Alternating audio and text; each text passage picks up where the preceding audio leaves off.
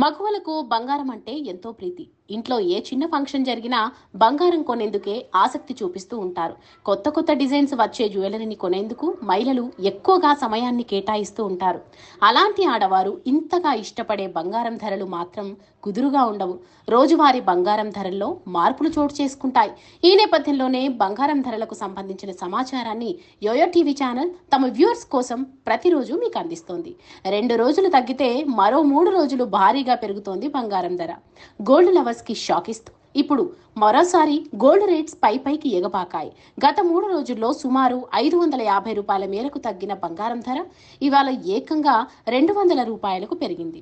హైదరాబాద్ లో 22 క్యారెట్ల 10 గ్రాముల గోల్డ్ రేట్ 67,310 రూపాయలు పలుకుతుంది. ఇక 24 క్యారెట్ల గోల్డ్ రేట్ 10 గ్రాముల బంగారం ధర 73,400 రూపాయల వద్ద ఉంది.